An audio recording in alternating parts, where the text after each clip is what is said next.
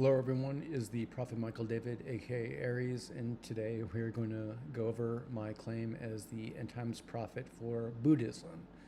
Except they don't really have one. So instead, we're going to be talking about Nirvana.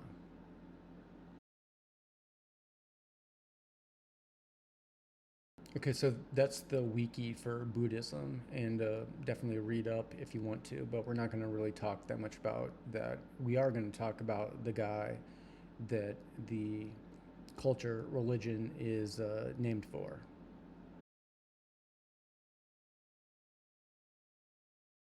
That is Buddha or the Buddha. And there's so many stories about him. I'm sure you've heard about him before. But out of all the ones I've read, and some of them conflict and everything, I'll just tell you the story of him as, you know, I shall. So here we go. So Buddha lived about 600 years BCE before Jesus, and he was either a prince or from an affluent family in India, but there's a huge amount of segregation and everything. Rich people, poor people. It's happened throughout time.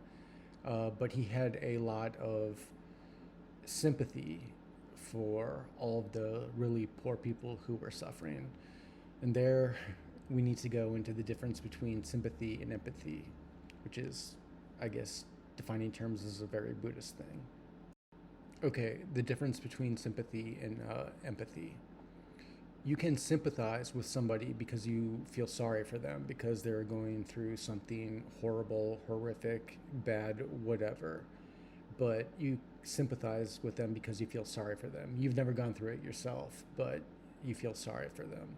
You can only empathize with people if you've gone through that particular situation or one like it.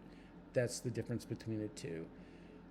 Empathy, you have to have gone through it yourself or something very, very similar.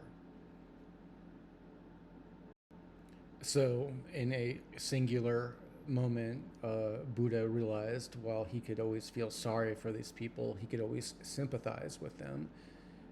He could never empathize with them unless he experienced what they experienced. And so he gave up his inheritance or, um,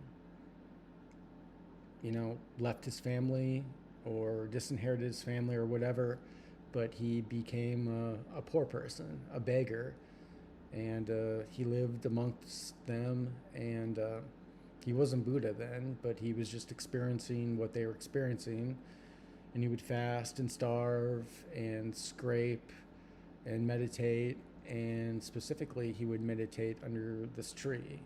But each day and each year that he did this, he got skinnier and thinner and, almost up to the point to death. And in that moment, he realized that while shedding his skin of his former life and feeling like an accomplice of oppressing the poor people before, and so he became one of the poor people, but he realized at the same time that suffering was not the only way of the universe as well. As he sat underneath that tree, almost near starvation, he realized that while unlike his earlier life, he'd never tacitly hurt any of the poor, in those all those years, because he was one of them and everything, that he hadn't really helped them much either, you know, that he'd sat and meditated almost to death, but that he'd really not helped anybody.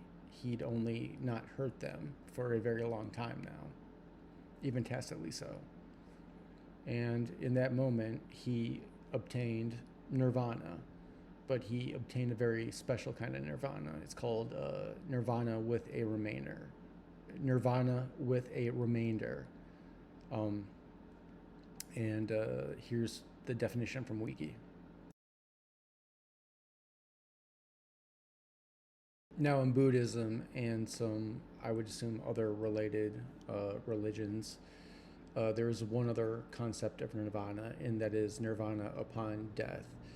And the best way to describe this is you can YouTube this, but if you've ever looked up a video about a monk or whatever who, upon death, they instantly shrunk into the size of like a loaf of bread, and then the people all swore that there was this beam of light that shot up into the heavens. That's nirvana upon death, enlightenment upon death. And nirvana literally just means enlightenment.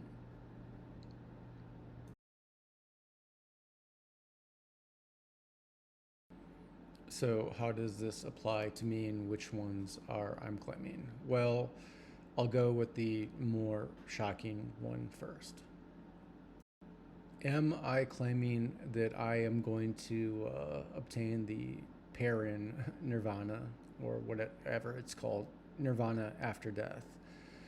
No, of course not, because what that actually means is that when you die, this is the last time that you'll be basically immortal, or at least an earthling, but most likely immortal, and you will ascend to become something else.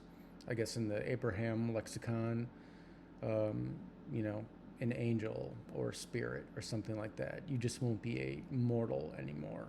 But as I've told you before, I will have many mortal recreations after this, my next one being Elizabeth, and I haven't told you totally about her yet. But yeah, that's what that means. This is just your last time as a mortal upon the earth. And since it ain't, or immortal, and since it ain't for me, yeah, I'm not going to obtain nirvana upon death in that way. Nirvana with a remainder, yeah, I got that in spades. And the best way to describe it is you have completed the job or quest that God has given you to a point.